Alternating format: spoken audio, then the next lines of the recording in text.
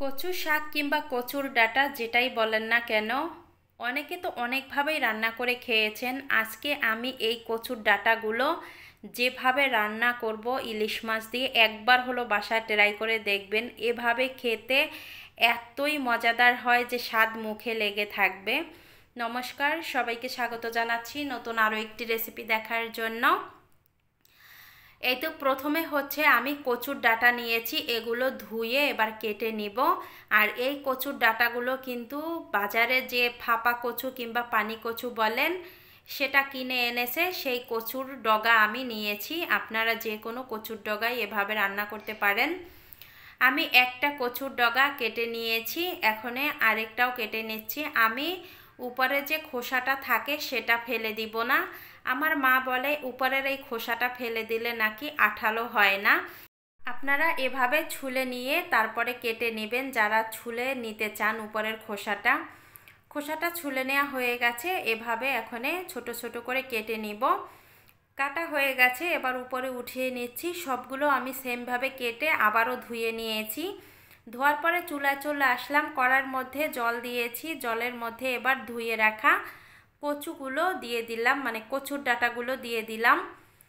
দিয়ে আমি এবার হচ্ছে একটা ঢাকনা দিয়ে ঢেকে জাল করে নিব। প্রায় 10 থেকে 15 মিনিট আমি জাল করে নিব। আর এদিকে হচ্ছে জাল হতে থাক, ওদিকে আমি মাছটা লবণ হলুদ মাখিয়ে নিচ্ছি।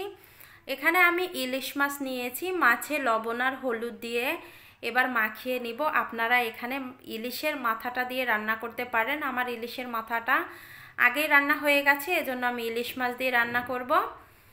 এই যে 15 মিনিট পরে ফিরে আসলাম। 15 মিনিট আমি এই কচুগুলো সেদ্ধ করে নিয়েছি। এখনে দেখেন একেবারে সেদ্ধ হয়ে গেছে, নরম হয়ে গেছে। এগুলো এখনে চুলা থেকে নামিয়ে জলটা ছেঁকে নিব।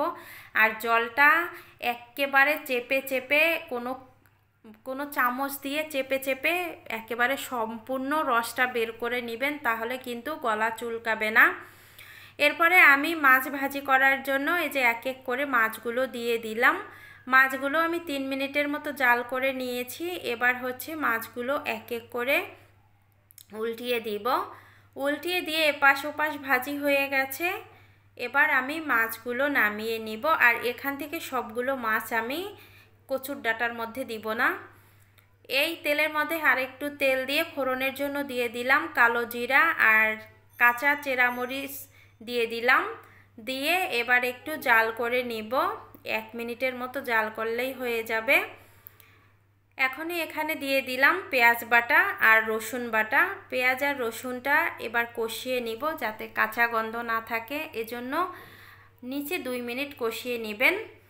2 মিনিট কষানো হয়ে গেছে। এরপরে হচ্ছে দিয়ে দিলাম জিরা বাটা। জিরা বাটা দিয়ে মশলাটা একটু কষিয়ে নিয়েছি। এখানে হলুদ গুঁড়া আর মরিচের গুঁড়া দিয়ে দিলাম। দিয়ে মশলাটা একটু কষিয়ে নিব। মশলাটা আমি কষিয়ে নিয়েছি। এবার এখানে দিয়ে দিলাম সেই কচুর ডাঁটাগুলো। আমি ভালোভাবে জলটা ছেঁকে নিয়েছি, একেবারে চামচের সাহায্যে চেপে চেপে। এবার স্বাদ মতো লবণ দিয়ে জাল করে নিব। এখনই কিন্তু গ্যাসের ফ্লেমটা মিডিয়াম হিটে রেখে এই কচুটা জাল করে নেবেন। সবগুলো মশলা আমি কচুর সাথে ভালোভাবে মিশিয়ে নিয়েছি। মিশিয়ে জাল করে নিব। 3 থেকে 4 মিনিট জাল করে নেয়ার পরে এখানে আমি ইলিশ মাছ দিয়ে দিলাম। মাছগুলো আমি কাটা বেছে তারপরে দিয়েছি, যাতে খাওয়ার সময় কাটা না বাঁধে।